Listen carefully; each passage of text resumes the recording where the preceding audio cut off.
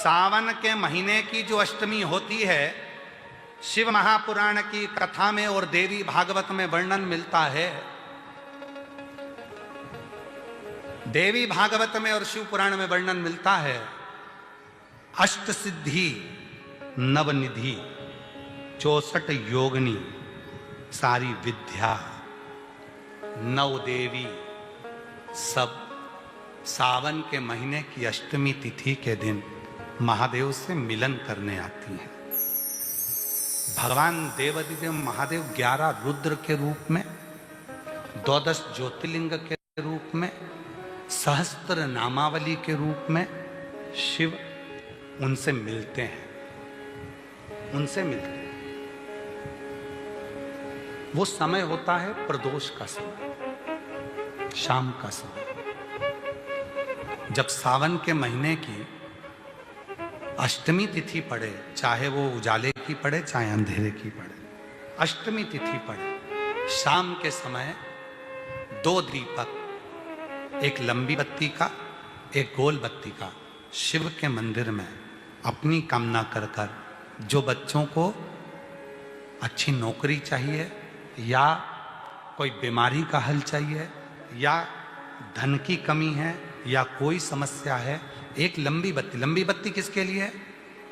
जम के बोलो, देवी के लिए। गोल बत्ती किसके लिए है? देव के। 2 बत्ती घी की, गोल बत्ती को जलाओ पहले, फिर लंबी बत्ती का जो दिया हो उसकी बत्ती का मुख गोल बत्ती की ओर हो, वो बत्ती अपनी ओर नहीं हो। समझ में आ रहा है ना सबको? जो बत्ती होती है शंभू, ये जो बत्ती का मुख है, देखो ये दिया, ये लंबी बत्ती, ये गोल बत्ती, तो ये जो गोल बत्ती है आपने यहां जलाई और ये लंबी बत्ती जो है ना, इसका मुख गोल बत्ती की ओर। 64 योगिनियां, अष्ट सिद्धि, नवनिधि, 9 देवियां, सारी विद्या, शिव जी की जो गोल बत्ती है, शंकर क्या है? ज्योतिर्लिंग, ज्योतिर्स्वरूप। मां दुर्गा क्या है? ज्योति स्वरूपा। क्या कहते हैं? ज्वाला महारानी की। ये ज्योति के रूप में जब हम गोल बत्ती के सामने अष्टमी के दिन प्रदोष के समय पर लंबी बत्ती का दीपक, पहले गोल बत्ती का दिया जलाया, फिर ये लंबी बत्ती का मुख उधर की ओर कर कर दीपक को जब हम प्रज्वलित करते हैं और अपनी जो कामना दोनों दीपक के सम्मुख में करते हैं, वो कामना पूर्ण होकर ही रहती है। 2 बत्ती पर करना क्या है? दोनों अष्टमी पर, सावन के महीने में जो उजाले पक्ष की अष्टमी आएगी उस पर भी करना है, और जो अंधेरे पक्ष की आएगी उस पर भी करना। दीपक उजाले पक्ष की भी अष्टमी लीजिए और अंधेरे पक्ष की भी अष्टमी लीजिए, कुछ नहीं करना, केवल प्रदोष काल में पहुंच जाओ बाबा देवादिदेव महादेव के मंदिर में। एक दीपक, दोनों दीपक साथ में रखो, एक दीपक गोल बत्ती का पहले जलाओ, लंबी बत्ती का दीपक का मुख गोल बत्ती की ओर करो, प्रज्वलित करो और बाबा को अपने मन का भाव कहो। बाबा को अपने मन का। जीवान कभी बूढ़ी नहीं होती, भजन करो। शिव पंचायत में बैठकर 5 देवता ये निर्णय लेते हैं कि तुमने शिव का स्मरण कितना किया, शंकर का भजन कितना, शिव भक्ति कितनी।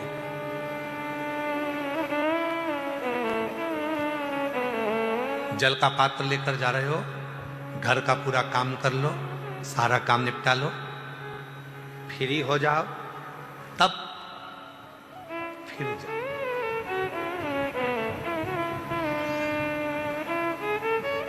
फिर जाओ, 2 मिनट ज्यादा भी लग जाएगा तो भी सब काम पूरा करके आई हूं, सब काम।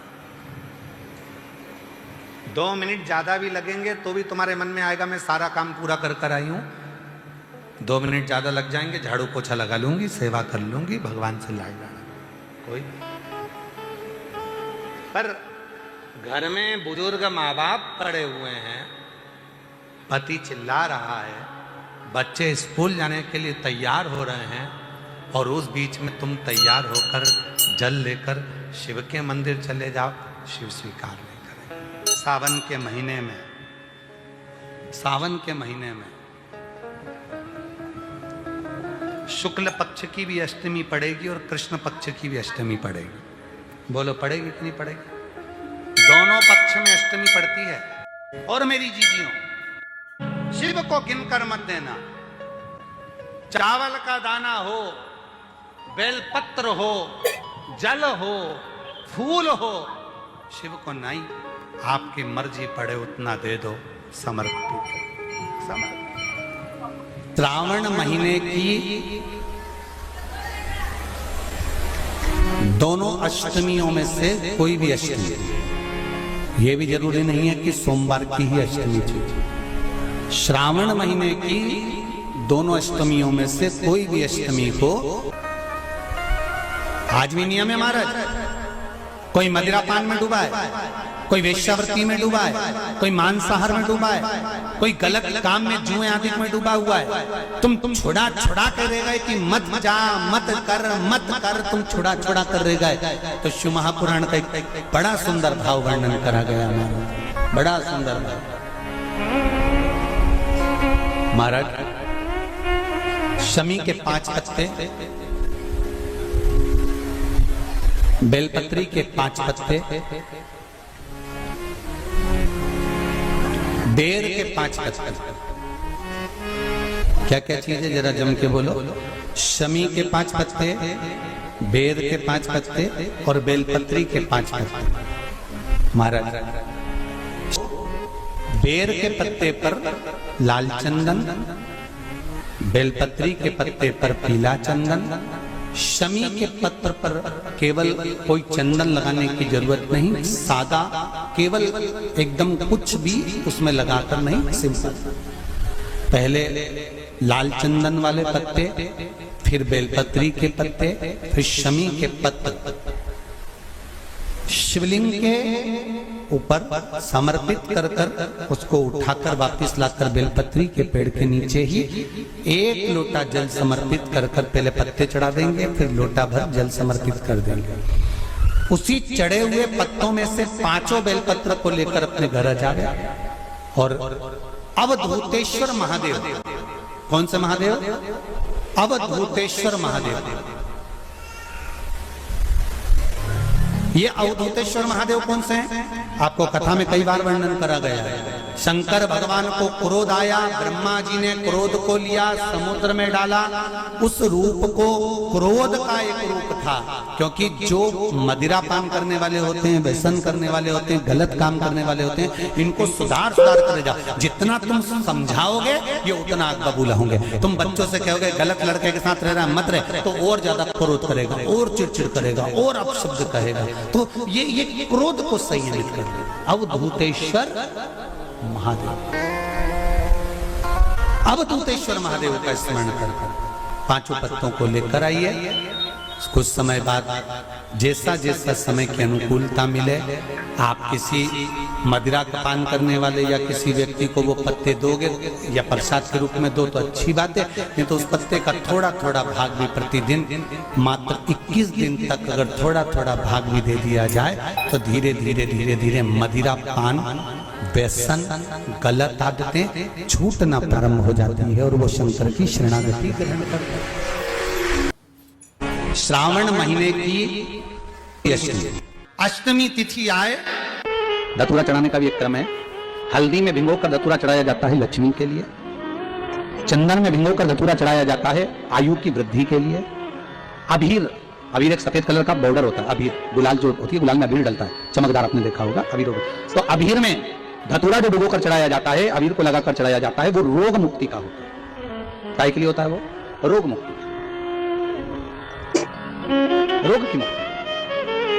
धतूरे का भी एक स्मरण होता है महाराज। बहुत भारी रोग है, बीमारी लग गई है, डॉक्टर अपना काम कर रहे हैं, घर का व्यक्ति बहुत बीमार हालत में पड़ा हुआ है, तो श्रावण महीने की बेलपत्री के वृक्ष के नीचे भी शिवलिंग का निर्माण कर धतूरा समर्पित करा जाता है, जिससे रोग से मुक्ति होती है। उसमें ना तो हल्दी लगाई जाती है, ना चंदन लगाया जाता है, ना अबीर लगाया जाता है, केवल धतूरा चढ़ाया जाता है। अगर अष्टमी तिथि पड़े और उस दिन अगर 5 बेलपत्र भगवान शिव को समर्पित कर दी जाए तो व्यक्ति जो सोचकर जिस कामना से जिस मनवांछित फल के लिए बेलपत्र चढ़ाता है उसकी वो कामना मात्र 3 महीने में पूरी हो जाती है। नहीं हो रही है, बहुत समय से लगन देख रहे हो, शादी नहीं हो रही, बहुत समय से परेशान हो गए कि विवाह नहीं हो रहा, हम तो टेंशन में पड़ गए, लड़की 28 साल 30 साल का लड़का हो गया, विवाह नहीं हो रहा, कुछ मत करो। श्रावण महीने की अष्टमी तिथि आए तो अशोक सुंदरी वाली जो जगह है वहां पर हल्दी की 7 बिंदियां लगा दो, लड़का लड़की का हाथ उस बिंदी पर रखवा दो, उसका नाम गोत्र बोलो, उसी हल्दी में उसके हाथ पीला करवा दो और पीपल के पेड़ पर उस हाथ के 5 छापे पड़वा दो, 3 महीने में विवाह पक्का हो जाता है महाराज। उसका इतना, अशोक सुंदरी के उस हल्दी का इतना प्रमाण। पर भगवान को धतूरा कब चढ़ाना चाहिए उसका विशेष ध्यान रखें। ये धतूरा शिव जी को चढ़ाना, बेलपत्र शंकर भगवान को चढ़ाना, दोनों में अंतर है। बेलपत्र आप प्रतिदिन भगवान शिव को चढ़ा सकती हो, बेलपत्र आप भगवान शंकर को रोज चढ़ा सकती हो, प्रतिदिन समर्पित कर सकती हो। पर धतूरा जो है जिसमें कांटे कांटे रहते हैं, गोल सा रहता है, उस धतूरे को हम शिव जी को जब चढ़ाएं तो विशेष ध्यान रखें कि जैसे कोई विशेष फंक्शन हो, विशेष उत्सव हो, विशेष मनोरथ हो।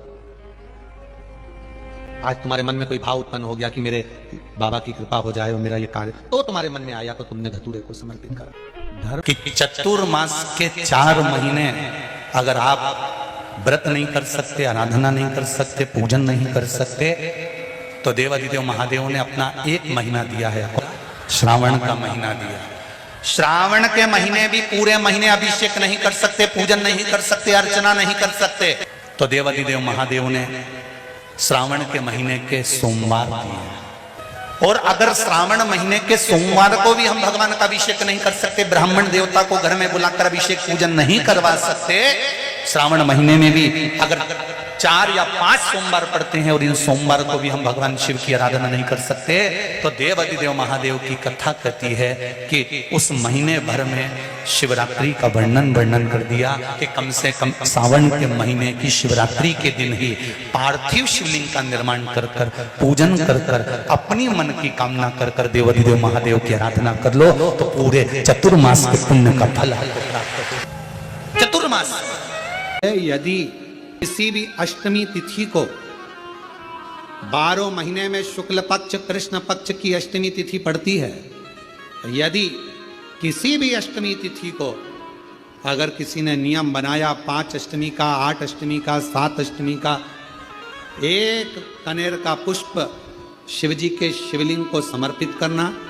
अशोक सुंदरी के स्पर्श करना, और जो जलाधारी होती है, जैसे ये शिवलिंग है, ये जलाधारी है, तो पहले शिवलिंग पर स्पर्श, फिर अशोक सुंदरी का स्पर्श, फिर जलाधारी पर कनेर का पुष्प शिव जी की ओर मुख कर कर, अर्थात जैसे मानो ये कनेर का पुष्प है तो ऐसा शिवलिंग का स्पर्श करते हुए जलाधारी पर जो समर्पित करता है, भगवान शंकर उसके मन की कामना को पूर्ण जरूर करते हैं। 1 कनेर का पुष्प, 1 कनेर का पुष्प, अष्टमी तिथि या नौमी तिथि किसी भी महीने की,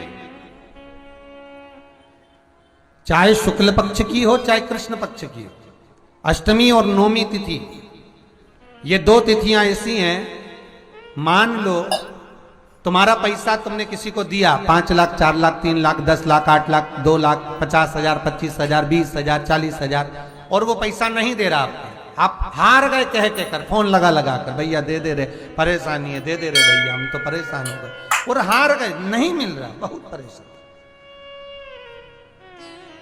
तो महाराज किसी भी अष्टमी या नौमी तिथि के दिन आप मां जगतजननी जगदम्बा का शिव के साथ में शिव शक्ति का स्मरण कर कर देवी के नाम की 9 आहुतियां, सूखे बीले की, मतलब बीला जो सूख चुका है उसकी 9 आहुतियां अग्नि में शंकर और सती के नाम से, शंकर और शिव के नाम से समर्पित करें, और आखिरी आहुति जो समर्पित करें उसमें थोड़ा सा भाग तिल का, और तिल भी काली नहीं चढ़ती उसमें, श्वेत तिल का भाग उसके साथ लगाकर समर्पित करें, और जिससे धन लेना है उसका नाम लेकर वो समर्पित करें महाराज, उसको सुध आएगी और वो पैसा किसी भी हाल में आपके हाथ में थमाकर जाएगा ही, ये पक्का है। उसकी आहुतियां। और निवेदन करूंगा, अगर जिंदगी में थोड़ी सी तकलीफ है, दुख है, कष्ट है, परेशानी है, 5 कमलगट्टे, 5 बेलपत्र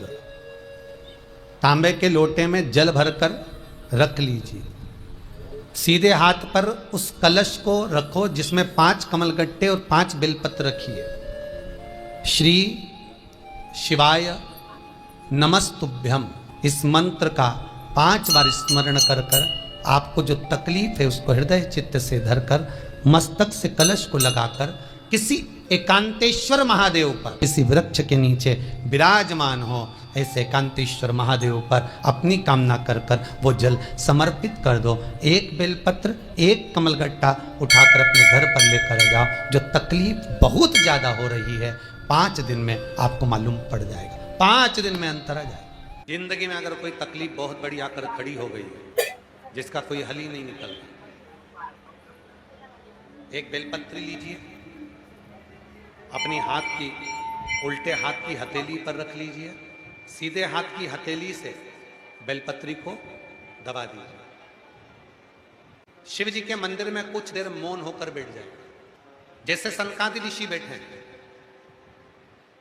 चारों की चारों भाई सनकादि ऋषि शिव जी के मंदिर में मौन होकर बैठे हैं। एक हाथ से उन्होंने अपने हृदय को भाव से समाहित किया। ना शंकर भगवान कुछ बोले हैं, ना सनकादि ऋषि कुछ बोले, और मन की संशय को मिटाना है, मन की परेशानियों को मिटाना। हाथ रखो, 1 बेलपत्र उल्टे हाथ पर रखकर सीधे हाथ से उसको दबाकर मौन होकर कुछ देर बैठी है। अपने मन में जो समस्या है उसका स्मरण करिए और शिव जी से अपने मन की बात कहकर श्री शिवाय नमस्तुभ्यम कहकर, ओम नमः शिवाय कहकर उस बेलपत्र को अशोक सुंदरी वाली जगह पर समर्पित कर दिया। शिव जी को ये जो अपने मन का भाव कहकर मौन रहकर चुप रहकर आप जो बेलपत्र समर्पित कर रहे हैं उसकी डंडी उत्तर की ओर मुख की हो और बेलपत्री अशोक सुंदरी वाली जगह पर समर्पित कर दो। 3 या 4 बार आप मौन होकर अपने मन की बात कहकर उल्टे हाथ में बेलपत्र रखकर सीधे हाथ से उसको दबाकर जब हृदय से शिव को अपने मन का भाव कहते हो, 5 या 7 दिन के अंदर उसका हल होना प्रारंभ हो जाता है। महीने में, 2 महीने में, 3 महीने में 1 बार करिए, जीवन में किसी के आगे हाथ फैलाने की जरूरत नहीं पड़ेगी। इतनी संपदा बाबा, इतनी संपदा। बेलपत्र की पूजन करें। कभी दिल कर जाए तुम्हारा तो कभी महीने में, 1.5 महीने में, 2 महीने में बेलपत्र के पेड़ के नीचे जल लेकर बैठो। बेलपत्र के वृक्ष के नीचे दूध नहीं चढ़ाना, बेलपत्र के वृक्ष के नीचे दही नहीं चढ़ाना, शहद भी नहीं चढ़ाना। बेलपत्र के वृक्ष के नीचे जब आप बैठते हैं, बेलपत्र पूजन का एक विधान होता है कि जब हम बेलपत्र की पूजन करते हैं तो 2 कलश पानी के भरे हुए, एक अपने सीधे हाथ की ओर, एक उल्टे हाथ की ओर रखा जाता है। पूजन की थाली बीच में रखी जाती है। 2 बत्ती का, लंबी बत्ती का, 2 बत्ती लंबी घी की जलाई जाती है। लंबी बत्ती बेलपत्र के वृक्ष के नीचे 2 बत्ती लंबी जोड़ा बनाकर उसको जलाया जाता है। फिर दोनों हाथ में कलश में जल है, बेलपत्र के वृक्ष के नीचे दोनों हाथों का जल धीरे धीरे शिव जी का स्मरण कर कर, नारायण लक्ष्मी का स्मरण कर कर, माँ आदिशक्ति गौरा का स्मरण कर कर, रिद्धि सिद्धि गणेश का स्मरण कर कर उसको चढ़ाओ। प्रार्थना करो, विनय करो, मेरे जीवन में बहुत कष्ट है, उसको मिटाना है आपको। शिव आपसे प्रसन्न होते हैं, वैसे मेरी जिंदगी भी प्रसन्न करना है आपको। जल चढ़ाकर दोनों पात्रों का थोड़ा थोड़ा जल कलश में बचा लेना है, पूरा पात्र खाली नहीं करना है, दोनों को वापस रखना है। और थोड़ी सी हल्दी पीसी हुई शिव जी के उस बेलपत्र पर लगाएं, थोड़ा कुंकुम वो भी बेलपत्र पर लगाएं। 7 दाने अक्षत के, केवल 7 दाने अक्षत के बेलपत्र को छुआकर अपनी थाली में रख लें। घर पर जब जाएं तो वो 7 दाने अक्षत के और बेलपत्र के वृक्ष में जो चढ़ा हुआ थोड़ा सा जल बचाकर लाए हो, वो घर में छीट कर 7 दाने पूरे घर में डालना प्रारंभ करें। महीने में, 2 महीने में, 3 महीने में एक बार करिए, जीवन में किसी के आगे हाथ फैलाने की जरूरत नहीं पड़ेगी। इतनी संपदा बाबा की, इतनी संपदा। बेलपत्र की महत्वता को लोग जानते नहीं है। एक प्रदोष की महत्वता, एक बेलपत्र की महत्वता। सावधानी से समझना, सावन का महीना है, बहुत प्रेम से समझिएगा। शिव की परिक्रमा जो हम करते हैं, उस परिक्रमा का फल हमें बाबा कब प्रदान करते हैं, वो समझने वाला विषय। हमारे शास्त्र कहते हैं कि शंकर की 3 परिक्रमा करो, या भगवान की 3 परिक्रमा करो, या देवता की 3 परिक्रमा करो। परिक्रमा का फल कब मिलता? परिक्रमा का अंश फल कब मिलता? शिवलिंग जलाधारी मंदिर के बीचों बीच है। जब मंदिर के बीचों बीच है, नंदी बाहर है, आपने परिक्रमा करना प्रारंभ करा, पूजन करने के बाद यहाँ तक गए, यहाँ से पानी बहता है, जल बहता है, तो हम इसको लांघते नहीं है। नहीं लांघते ना, इसको लांघते नहीं है। जब हम परिक्रमा करने के लिए यहाँ तक जब पहुँचते हैं, पहुँचने के बाद यहीं से थोड़ा सा पीछे हटकर हमको शंकर के शिवलिंग के वहीं से खड़े होकर नंदी का दर्शन करना चाहिए। जब हम परिक्रमा कर कर वापिस लौटते हैं, नंदी का इस शिवलिंग के सम्मुख से जब बाहर बैठे नंदी का हम दर्शन करते हैं और वापिस अपनी जगह पर आकर खड़े होते हैं, तब हमारी परिक्रमा एक पूरी मान ली जाती है और उसका फल हमें प्राप्त होता है। उस परिक्रमा का फल, हमने शंकर भगवान की परिक्रमा करी, किसी ने कहा आदि परिक्रमा करो, हम यहाँ तक गए, यहाँ से लौटकर वापिस आ गए। उस परिक्रमा करते समय हमने नंदी का दर्शन एक बार भी नहीं करा। अगर नंदी का दर्शन नहीं करा तो उस परिक्रमा का कोई फल हमें प्राप्त नहीं हो सकता। उस परिक्रमा का कोई फल हमें प्राप्त नहीं। अब 3 परिक्रमा हमारा वर्णन किया, तो 3 परिक्रमा क्या करोगे? यहाँ वापिस आओगे, यहाँ वापिस जाओगे क्या? बोलो जम के, वापिस जाओगे क्या? नहीं। 3 परिक्रमा शंकर भगवान की जो वर्णन करी गई, यहाँ से चले, यहाँ पहुँचे, पहुँचने के बाद आपने यहाँ शिव जी का शिवलिंग के वहीं से नंदी का दर्शन करा, फिर वापिस पलटे, फिर नंदी का दर्शन करा, फिर पलटे, फिर नंदी का दर्शन करा। यहाँ खड़े होकर आप जब 3 बार नंदी का दर्शन कर लेते हो, एक ही परिक्रमा में 3 बार नंदी का दर्शन कर लेते हो, तो 3 परिक्रमा का फल प्राप्त हो जाता है और हमारा वो कार्य सफल हो जाता है। 3 परिक्रमा का फल हमें प्राप्त। एक बेलपत्र, एक दुर्वा, एक चावल का दाना रखकर आपने दिल से 108 बार श्री शिवाय नमस्तुभ्यम घर में बोलो, और अपना जो पानी का स्थान होता है, मटका, हंडा, परिंदा, जिसको आप क्या बोलते हो यहाँ हमें नहीं मालूम, उसका स्पर्श कराकर आपके घर के नजदीक में जो शंकर का मंदिर हो, उस शंकर के मंदिर में उत्तर की ओर मुख कर कर वो बेलपत्र, दुर्वा, चावल का दाना शिव जी पे समर्पित कर दो।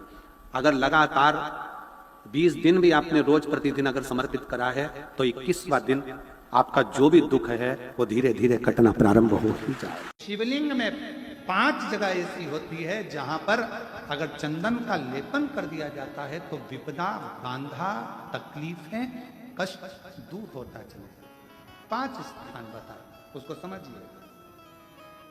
शिवलिंग को अपन मान लो, इसको जलाधारी मानो, जहां से जल बहता, ठीक है। ये गोल भाग जलाधारी जिस पर शिवपिंडी रखिए, यहीं पर अपन गणेश जी, कार्तिकेय का स्थान, बीच में अशोक सुंदरी का स्थान मानो। अब इसको समझिए। 5 स्थान बताए। पहला स्थान भगवान शंकर के पूरे शिवलिंग का मध्य भाग। ये पूरा जो शिवलिंग है शिव जी का, उस शिवलिंग का मध्य भाग प्रथम। द्वितीय है जहां पर गंगा का अविरल धारा निरंतर बह रही है। द्वितीय स्थान गंगा की धारा का मूल बिंदु शिखा, पहला, दूसरा। तृतीय स्थान उसी के सामने जो जलाधारी का पटका दिख रहा हो, दिखता है जलाधारी का सामने का हिस्सा, भीतर का हिस्सा नहीं, जिस पे रखा है वो हिस्सा नहीं, सामने जो दिख रहा है। 1, 2 और तृतीय स्थान मां अंबा जगदम्बा के कंठ भाग पर चंदन का योग। महाराज 3 स्थान ये बताए। चौथा स्थान जहां से जल नीचे गिर रहा है, जल गिरने का जो स्थान छोटा सा एक भाग रहता है, जितनी जगह रहती है उसके मध्य भाग, चतुर्थ स्थान। और 5वें नंबर का जो भाग बताया गया वो अशोक सुंदरी का स्थान। ये 5 स्थान ऐसे हैं जहां चंदन का थोड़ी सी बिंदी भी अगर हम लगा देते हैं तो कैसी भी विषम परिस्थिति हो वो टल जाती है और बाबा की कृपा होती। मन के महीने में अष्टमी तिथि आए, उन दीप को भगवान के सामने प्रज्वलित कर कर 5 दिए अपने दरवाजे के पास में बाहर की ओर रख देता है। उसके घर में कभी रोग बीमारी और लक्ष्मी की कोई कमती नहीं होती, उसका जीवन सार्थक हो जाता है। मान लो कोई व्यापार, कोई दुकान, कोई फैक्ट्री आपकी ठीक नहीं चल रही है, आप ठेला लगा रहे हो, सब्जी की दुकान लगा रहे हो, कोई दुकान खोल कर बैठे हो, कोई फैक्ट्री लगा कर बैठे हो, कोई व्यापार कर रहे हो और उस व्यापार में तुम्हें आनंद नहीं आ रहा, बहुत तकलीफ चल रही है, बहुत तकलीफ, सब कुछ करके देख लिया पर वो तकलीफ मिटी नहीं रही। तो थोड़े दिन, थोड़े समय किसी भी शंकर के मंदिर में बटकेश्वर महादेव के नाम से एक बेलपत्र चढ़ाने का तरीका जरा समझ लेंगे। आप अगर जिस दिशा में खड़े हो, अगर आप शंकर के शिवलिंग के इधर हो तो बेलपत्री का डंडी का मुख आपकी ओर होना चाहिए। आप इधर हो तो डंडी का मुख उधर हो, आप उधर हो तो डंडी का मुख उधर हो, आप इधर हैं तो डंडी का मुख इधर हो।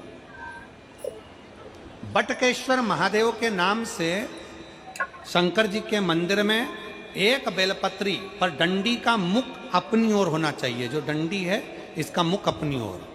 बटकेश्वर महादेव के नाम से एक बेलपत्र शंकर भगवान को समर्पित करो बटकेश्वर महादेव के नाम से। और बेलपत्र चढ़ाने के बाद में जो तुम्हारे कलश में जो जल है, लोटे में जो जल है, वो 7 बार, लोटे का जल 7 बार, 7 बार से मतलब है अलग से लोटा भरना नहीं है, 7 बार उसी लोटे का जल जब बेलपत्र डंडी समेत समर्पित कर दें, 7 बार उस लोटे के जल को 7 बार बटकेश्वर महादेव का नाम लेकर अपनी मन की कामना कर कर बाबा से विनती करते हुए कि बाबा मेरी ये छोटी सी अर्ज स्वीकार करते, 7 बार उस जल को चढ़ाओ। लगातार कम से कम आप 15 से 20 दिन तक लगातार बटकेश्वर महादेव के नाम से चढ़ाओगे। ऐसी कोई दुकान और फैक्ट्री नहीं तो चले नहीं और आगे बढ़े नहीं और काम सुलझे। बटकेश्वर महादेव, भगवान शंकर का ये नाम, भगवान शिव का ये स्तुति, भगवान शंकर का ये नाम बटकेश्वर महादेव। स्वयं भगवान शंकर ब्रह्मा जी का जब सिर कटकर बड़का पेड़ बन जाता है और उस पेड़ के नीचे, वृक्ष के नीचे शंकर भगवान विराजमान हो जाते हैं, शिव जी उसके नीचे विराजमान हो जाते हैं, उसी का नाम बटकेश्वर महादेव पड़। बटकेश्वर। आपके जीवन में ऐसा लगने लगे कि हाँ बहुत कष्ट है, कर्जा भी बढ़ गया, तकलीफें भी बढ़ गई, बहुत दुख भी बढ़ रहा है, कहीं परिवार सही नहीं चल रहा है, तो प्रयास करते रहा करो। हफ्ते में एक बार एक चावल का दाना जल के पात्र में डाल लिया, एक काली मिर्च जल के पात्र में डाल ली और उस जल को ले गए, थोड़ा सा चंदन का छींटा डाल दिया, ले जाकर शिव जी को समर्पित कर दिया। शंकर को जल चढ़ाने के लिए 5 स्थान हैं जहां शिव को जल चढ़ाया जाता है और शंकर उस जल को स्वीकार करते हैं, जिसको पंचगंगा कहा गया। 5 स्थान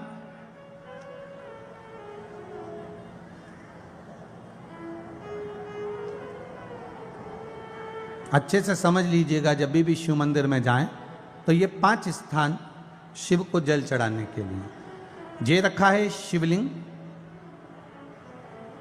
गोल जलाधारी, ये चरण जहां से पानी नीचे की ओर जाता है। शंकर भगवान के 13 बच्चे हैं, 13 की 13 बच्चे, शिव जी का संपूर्ण परिवार, 33 कोटि देवता, 64 योगनियां, सब शिवलिंग के आसपास में। आप शंकर जी के मंदिर में जाकर ये कभी ना विचार करना कि पार्वती जी को ढूंढना पड़ेगा या गणेश जी को ढूंढना पड़ेगा या कार्तिकेय जी को ढूंढना पड़ेगा या भैरव को ढूंढना पड़ेगा। हमें शंकर के मंदिर में जाकर किसी देवता को ढूंढने की जरूरत नहीं है। जहां शंकर भगवान का शिवलिंग रखा हुआ है वो माता जी का हस्तकमल है, माता पार्वती जी का स्थान है। जहां शिवलिंग रखा है वो शंकर भगवान है। जहां जलाधारी है उस जलाधारी के पास में जहां पानी बहता है बीच में अशोक सुंदरी का स्थान है। जहां से पानी बह रहा है उसका राइट भाग वहां गणेश जी का स्थान है, लेफ्ट भाग कार्तिकेय जी का स्थान है। शंकर भगवान के ऊपर जो जल गिर रहा है वो शंकर भगवान की 5 लड़कियां जया, विषहरा, शामली बारी, दौतली, देव, ये शंकर जी की 5 बेटियां ऊपर हैं। जहां से पानी बहकर उस निकासी से, जहां नाली बनी रहती है, पानी जहां से निकलकर बाहर मंदिर के जा रहा है वो 33 कोटि देवताओं का स्थान है। इसलिए सारे मंदिरों की परिक्रमा हो सकती है पर शंकर जी के मंदिर की परिक्रमा नहीं करते, क्योंकि वो जल जो जा रहा है वो 33 कोटि देवताओं का स्थान है, उसको हम लांघ नहीं सकते। वो स्थान जल चढ़ाते समय आप इसका स्मरण रखें। पानी का जब पात्र लेकर जाते हैं मंदिर के अंदर, सबसे पहले शिव जी का जो जलाधारी है उसमें राइट भाग पर अपनी मनोकामना कर कर जल चढ़ाएं, फिर लेफ्ट भाग में चढ़ाएं रोग मुक्ति के लिए। अशोक सुंदरी की जगह पर चढ़ाएं, ये तीसरा स्थान। चौथा स्थान माता पार्वती जी का जो कटी भाग है जहां पर शिवलिंग रखा हुआ है उस भाग पर जल चढ़ाएं, चौथा भाग। 5वां भाग शंकर जी के ऊपर चढ़ाएं। ये 5 जगह पर जल क्रमवाइज चढ़ाएं। आप लोग जाते हो डायरेक्ट जाकर शंकर जी पे जल उंडेल कर आ जाते हो, सीधे गए और शिव जी पे जाकर आपने जल चढ़ा दिया। हमारे यहाँ शास्त्र कहता है जैसे अपन देवताओं की पूजन करते हैं तो पंडित जी सबसे पहले पूजन किसकी कराते हैं? जम के बोलो जरा, गणेश जी की। गणेश जी के बाद पूजन कराते कराते कराते कराते कराते कराते आगे के सारे देवता कराते कराते कराते कराते फिर जन पर पहुंचते हैं। आप डायरेक्ट मूल पूजन कराते कराते कराते कराते कराते कराते आगे के सारे देवता कराते कराते कराते कराते फिर मूल पूजन पर पहुंचते हैं। आप डायरेक्ट मूल पूजन पे पहुंच जाते हो। और सरल भाषा में समझ लो, जितनी सरल भाषा में समझोगे ना उतना अपने जीवन में उतर जाएगा। इस छत के ऊपर आपको चढ़ना है, निशानी रखी है,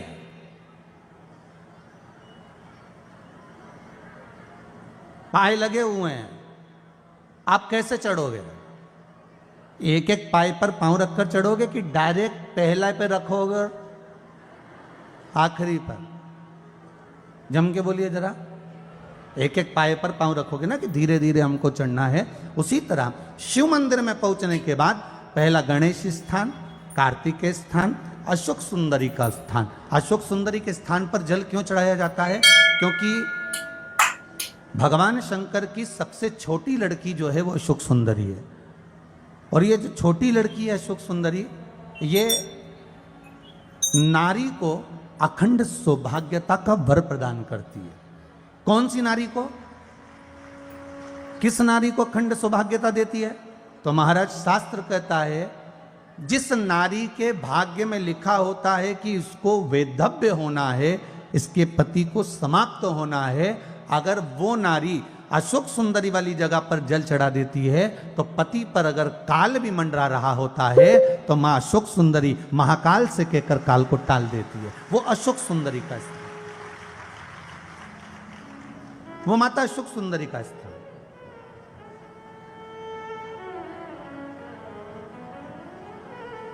जल चढ़ाने का एक नियम है। यहां जल चढ़ाया, फिर कार्तिकेय बाबा को चढ़ाया, फिर अशोक सुंदरी को चढ़ाया, फिर कटी भाग पर। ये कटी भाग बड़ा विशेष भाग है महाराज, बहुत बहुत ध्यान दीजिएगा। जिस पति और पत्नी में विवाद होकर अदालत तक बात पहुंच गई हो और तलाक तक की नौबत आ रही हो, महाराज उनको जोड़ने के लिए ये कटी भाग मूल होता है। कौन सा कटी भाग? जहां पर शिवलिंग रखा है, जहां शिवलिंग रखा है ये कटी भाग मूल होता है। कहते हैं 5 सोमवार लिंग पुराण वर्णन कर रही है।